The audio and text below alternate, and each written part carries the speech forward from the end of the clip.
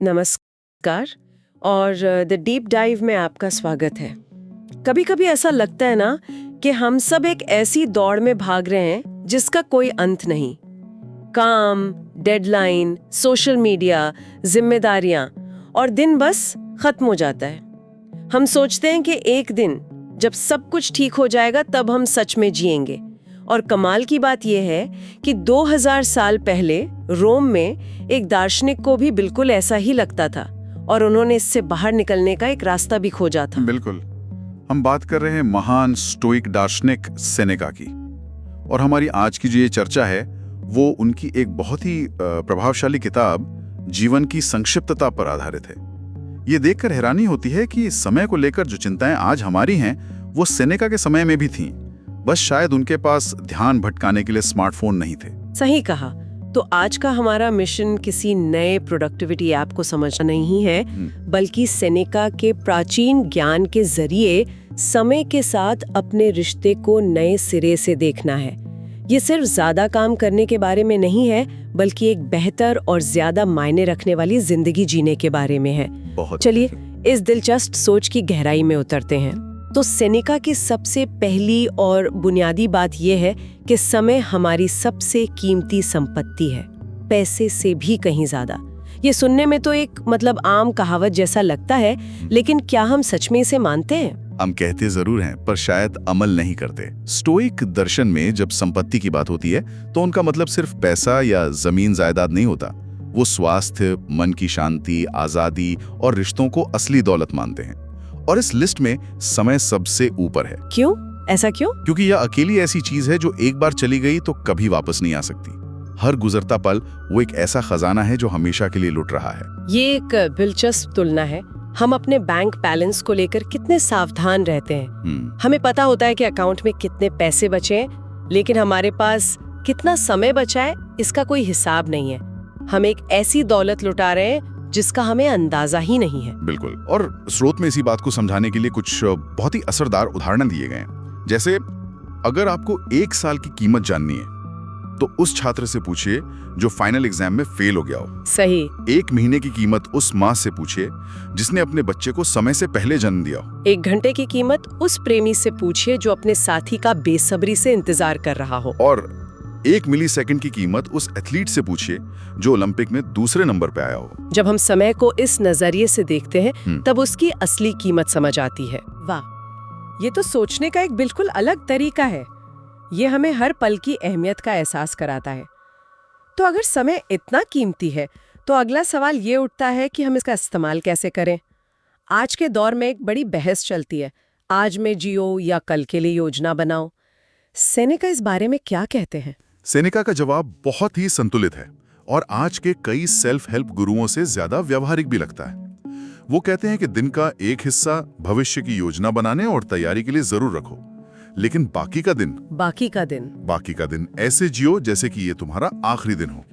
वो उन लोगों की कड़ी आलोचना करते हैं जो सारी जिंदगी बस मेहनत करते रहते हैं, ये सोचकर के 60-65 की उम्र में रिटायरमेंट के बाद आराम से जिएंगे। और ये तो हम अपने चारों तरफ देखते हैं। लोग अपनी जवानी और सेहत भविष्य के लिए कुर्बान कर देते हैं, एक ऐसे भविष्य के लिए जिसकी कोई गारंटी नहीं है। ये तो एक ऑटो पायलट रोबोट मोड में जीने जैसा है ना? बिल्कुल। सेनेका कहते हैं कि ये लोग जिंदगी की तैयारी तो करते हैं पर जिंदगी जीते नहीं। लेकिन यहाँ एक और दिलचस्प पहलू है। जब हम समय की बात करते हैं तो अक्सर सिर्फ वर्तमान और भविष्य की बात करते हैं। सेनेका अतीत को भी बहुत महत्व देते हैं। ये तो और भी दिलचस्प है, क्योंकि ज्यादातर लोग कहते हैं कि अतीत को भूल जाओ। तो क्या सेनेका की सोच अलग है? हाँ, बिल्कुल अलग।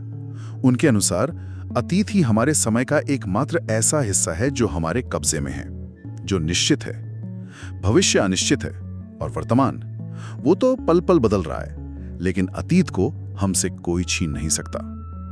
अतीत पर शांति से सोचना हमें यह समझने में मदद करता है कि हम कौन हैं, हमने क्या सीखा, और हमारी सफलताओं में सिर्फ हमारी मेहनत का ही नहीं बल्कि भाग्य और दूसरों की मदद का भी हाथ था। लेकिन क्या इसमें एक खतरा नहीं है कि हम अतीत की गलतियों या पुराने अच्छे दिनों के पछतावे में ही खो जाएं? बहुत अच्छा सवाल है।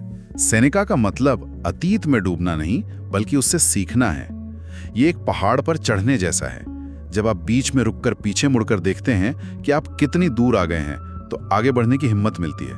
ये हमें अपनी तुलना दूसरों से करने के बजाय अपने कल के स्वयं से करने में मदद करता है, जो क्या कहते हैं, विकास का एक ज्यादा स्वस्थ तरीका है। ये आत्मचिंतन है, अफसोस नहीं। ठीक है, तो हमने समय की कीमत समझ ली और उसे अतीत, वर्तमान और भविष्य के नजरिए से कैसे देखना है ये भी। लेकिन सबसे बड़ा सवाल, इस कीमती चीज को आखिर खर्च कहाँ करें? सेनेका का जवाब साफ है, इसे अपनी शर्तों पर एक सार्थक जीवन बनाने में लगाओ। बहुत से लोग ऐसे काम या रिश्तों में फंसे रहते हैं जिन्हें वे नापसंद करते हैं और फिर कहते हैं कि समय नहीं है। हाँ, समय नहीं है। सेनेका कहते हैं कि हमारे पास समय कम नहीं है, बल्कि हम इसका बहुत बड़ा हिस्सा बर्बाद कर देते हैं। समय का सबसे अच्छा निवेश अपने सपनों को पूरा करने में है। ये सुनने में तो बहुत अच्छा लगता है, लेकिन असल जिंदगी में इसे करें कैसे? दिन तो मीटिंग्स, ईमेल्स और घर के कामों में ही निकल जाता है। एक आम इंसान इसे अपनी जिंदगी में कैसे उतारे? यहीं पर सेनेका की व्यवहारिक सलाह काम आती है। वो कहते हैं कि इसकी शुरुआत योजना बनाने से होती है। अगर आप अपने दिन की शुरुआत में ये तय नहीं करते कि आपके लिए क्या जरूरी है, तो यकीन मानिए दूसरे लोग आपका समय अपने कामों के लिए इस्तेमाल कर लेंगे। आपका दिन आपके एजेंडे से नहीं, बल्कि दूसरों के ईमेल और अनुरोधों से चलेगा। यानी अपने समय के ड्राइवर खुद बनो, ना कि पैसेंजर। स्रोत में एक बहुत अच्छा अभ्यास भी सुझाया गया है। सोचिए, अगर आपको हर दिन 1 घंटा फालतू मिलता तो आप क्या करती? शायद कोई नई भाषा सीखती, गिटार बजाना सीखती। बिल्कुल, और मजे की बात यह है कि वो 1 घंटा आपके पास पहले से है। शायद आपको बस सुबह 1 घंटा जल्दी उठना है या रात में टीवी देखने के बजाय उस काम को करना है। ये पूरी तरह से प्राथमिकता का सवाल है। एक कर्मचारी अपने लंच ब्रेक में पास के जिम जाकर कसरत करता है, जबकि दूसरा बस फोन पर सोशल मीडिया स्क्रॉल करता रहता है। दोनों के पास बराबर समय था, लेकिन चुनाव अलग थे। और सोशल मीडिया की बात आते ही आज की सबसे बड़ी समस्या सामने आ जाती है। हम सोचते हैं कि बस 5 मिनट के लिए फोन देखेंगे और कब 1 घंटा गायब हो जाता है पता ही नहीं चलता। एकदम सही, हम सब ने ये किया है। सोचते हैं कि YouTube पर एक काम का वीडियो देखेंगे और 3 घंटे बाद खुद को बिल्लियों के वीडियो देखते हुए पाते हैं। सेनेका को शायद आज का इंटरनेट देखकर सदमा लग जाता, और वो हमें यही याद दिलाते हैं कि हम अपना सबसे कीमती खजाना यानी समय इन प्लेटफॉर्म्स को मुफ्त में दे रहे हैं। ये कंपनियां हमारी अटेंशन बेचकर अरबों कमा रही हैं। ये सिर्फ समय की बर्बादी नहीं, ये जिंदगी की एक ऐसी चोरी है जो हम खुद से कर रहे हैं। तो अगर हमें अपना समय भौतिक चीजों को इकट्ठा करने या सोशल मीडिया पर बर्बाद करने में नहीं लगाना है, तो कहाँ लगाना है? यादें और अनुभव बनाने में। सेनेका के अनुसार समय एक पूंजी की तरह है और इसका सबसे अच्छा रिटर्न है यादगार अनुभव। आप सोच कर देखिए, पिछले महीने के ज्यादातर दिन आपको याद भी नहीं होंगे, वो एक धुंध की तरह गायब हो गए। लेकिन अगर आप कहीं घूमने गए होंगे या कुछ नया सीखा होगा, तो वो आपको साफ साफ याद होगा। हम सिर्फ चीजों का ढेर नहीं, बल्कि अपने अनुभवों का जोड़ हैं। ये बहुत गहरी बात है। एक नया फोन किसी इंसान को अंदर से नहीं बदलता, लेकिन एक नई जगह की यात्रा उसे हमेशा के लिए बदल सकती है। पर अक्सर बड़े लक्ष्य, जैसे कोई किताब लिखना या कोई नया हुनर सीखना, ये इतने बड़े लगते हैं कि शुरू करने की हिम्मत ही नहीं होती। हम उसे टालते रहते हैं। और इसी टालमटोल के लिए सेनेका एक बहुत ही कारगर मनोवैज्ञानिक तरकीब बताते हैं। छोटे छोटे इनाम। अच्छा, हिस्सों में बांट लें और हर हिस्से को पूरा करने पर खुद को एक छोटा सा इनाम दें। जैसे अगर आप एक किताब लिख रहे हैं, तो हर चैप्टर पूरा होने पर अपनी पसंदीदा कॉफी पिएं या कोई फिल्म देखें। इससे आपके दिमाग को काम पूरा करने की प्रेरणा मिलती है। ये तो बहुत व्यावहारिक सलाह है। अच्छा, एक और विडंबना है। लोग कड़ी मेहनत करके खाली समय कमाते हैं और फिर उसे टीवी या फोन पर बर्बाद कर देते हैं। खाली समय का सही इस्तेमाल कैसे करें? सेनेका की सलाह है कि ओवर टाइम से बचें, चाहे आप अपने काम से कितना भी प्यार क्यों न करते हो। वो कहते हैं कि दिन में 8 घंटे काम काफी है। उस बचे हुए समय को ऐसी गतिविधियों में लगाएं जो आपके मन और शरीर को बेहतर बनाएं। कोई अच्छी किताब पढ़ें, कोई नया हुनर सीखें, कसरत करें या बस प्रकृति में टहलने जाएं। अपने खाली समय को भी उद्देश्यपूर्ण तरीके से इस्तेमाल करना जरूरी है। लेकिन ये कहना आसान है। आज के कॉम्पिटिटिव माहौल में क्या ये मुमकिन है? कई लोगों को लगता है कि अगर वे ज्यादा काम नहीं करेंगे तो वे पीछे रह जाएंगे। ये एक जायज चिंता है। सेनेका का मतलब ये नहीं है कि आप लापरवाह हो जाएं। उनका मतलब है सीमाएं तय करना। ये समझना कि लगातार काम करते रहने से प्रोडक्टिविटी बढ़ती नहीं, बल्कि कम होती है। एक थका हुआ दिमाग अच्छे फैसले नहीं ले सकता। खाली समय सिर्फ आराम के लिए नहीं, बल्कि रिचार्ज होने के लिए जरूरी है। ताकि आप अपने काम पर भी बेहतर ध्यान दे सकें। ये एक मैराथन है, स्प्रिंट नहीं। तो अब तक हमने समय को एक कीमती खजाने की तरह देखने, उसे अतीत, वर्तमान, भविष्य में संतुलित करने और उसे सही कामों में लगाने की बात की। क्या कोई अंतिम सबसे बड़ी सलाह है जो इन सबको एक साथ जोड़ती हो? हाँ, उनकी 10वीं और सबसे गहरी सलाह है, दर्शन के लिए समय समर्पित करें। दर्शन मतलब दाढ़ी बढ़ाकर गंभीर और उबाऊ बातें करना? नहीं, बिल्कुल नहीं। सेनेका के लिए दर्शन का मतलब है जिंदगी के बड़े सवालों पर सोचना। मैं कौन हूँ? मेरे जीवन का उद्देश्य क्या है? एक अच्छा इंसान होने का क्या मतलब है? नैतिकता, सच्चाई और मृत्यु क्या है? इन सवालों पर विचार करने के लिए समय निकालना। और इसका सबसे अच्छा तरीका है महान विचारकों की किताबें पढ़ना। एक किताब में किसी लेखक के सालों बल्कि दशकों का अनुभव और ज्ञान छिपा होता है। जब आप एक किताब पढ़ते हैं तो आप उस लेखक के जीवन का समय अपने जीवन में जोड़ लेते हैं।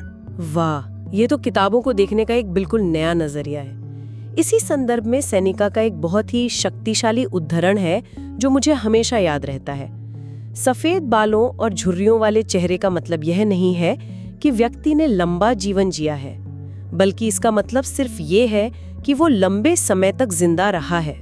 बिल्कुल, जीने और सिर्फ जिंदा रहने में बहुत बड़ा फर्क है, और सेनेका का पूरा दर्शन इसी फर्क को समझने और एक सच्ची जिंदगी जीने के बारे में है। तो आज की हमारी इस गहरी और मजेदार बातचीत का सार ये है कि सेनेका की सलाह सिर्फ टाइम मैनेजमेंट या प्रोडक्टिविटी बढ़ाने के बारे में नहीं है।